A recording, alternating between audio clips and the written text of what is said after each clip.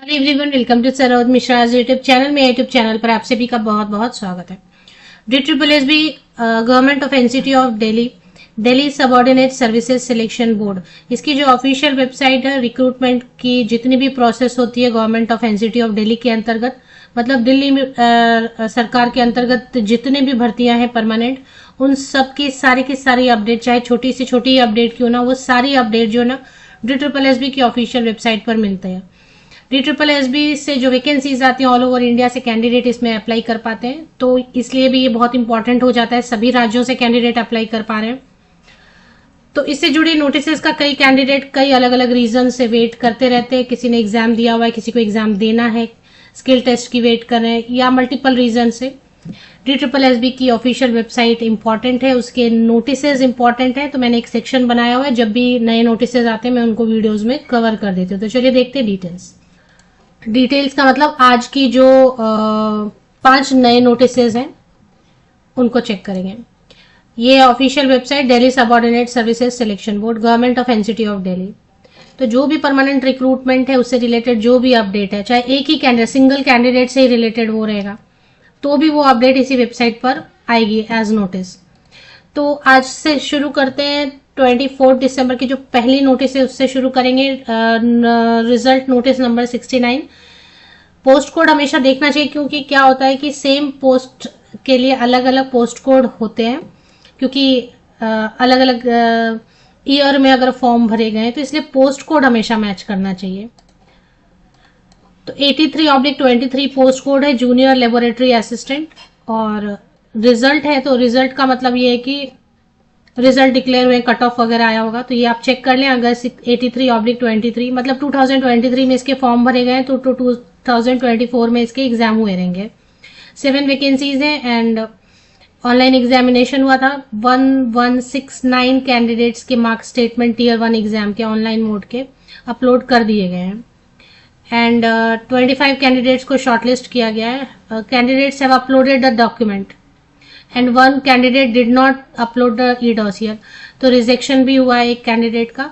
और क्योंकि roll number आया हुआ है, ये सारे कैंडिडेट जो है ना प्रोविजनली सिलेक्ट किए गए हैं, और डिपेंड करेगा कि अभी डॉक्यूमेंट वेरिफिकेशन में सब कुछ सही रहता है तो ये कैंडिडेट सिलेक्ट हो जाएंगे फाइनली। कट ऑफ मार्क्स भी जारी हुआ है, सीरियल नंबर 14 में कट ऑफ मार्क्स देख पाएंगे। चलिए, तो ये रिजल्ट है, काफी इंपॉर्टेंट है, junior laboratory assistant. Second notice की तरफ बढ़ेंगे, क्योंकि फर्स्ट नोटिस में लिख दिया कि एक रिजेक्शन है। ई-डॉसियर में अगर आप डॉक्यूमेंट अपलोड नहीं करते हैं टाइम लिमिट के अंदर, या फिर कुछ मिसिंग रह जाता है, तो सिलेक्शन होने के बावजूद आपका रिजेक्शन होता है। तो ई-डॉसियर में डॉक्यूमेंट सही अपलोड होने चाहिए, सही वक्त पे, और सारे डॉक्यूमेंट्स।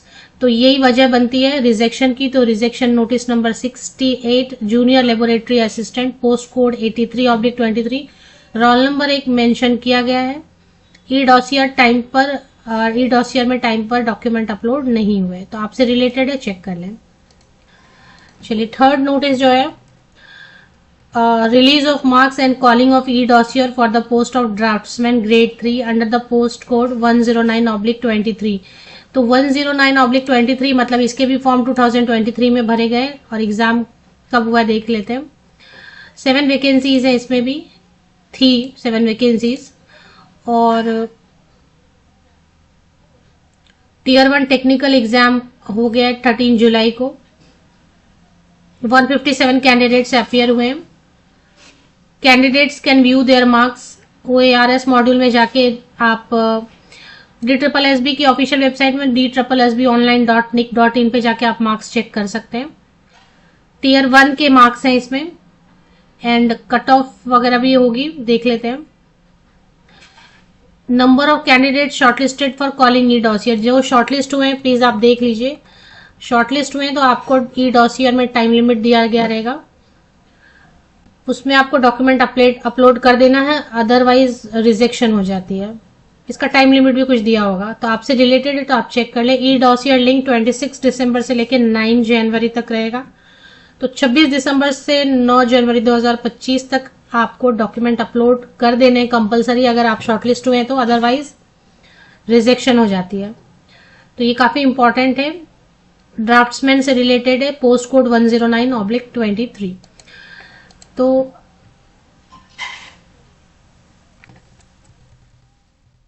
ये 5th नोटिस क्या देख लेते हैं। रिजल्ट है, ये भी रिजल्ट नोटिस नंबर 1531 24 दिसंबर की डेट से, sub station attendant reserve for male candidate 76/23। तो इसके भी फॉर्म 2023 में भरे गए, एग्जाम जरूर 2024 में हुए होंगे। And tier 1 exam technical exam है। इसमें जो है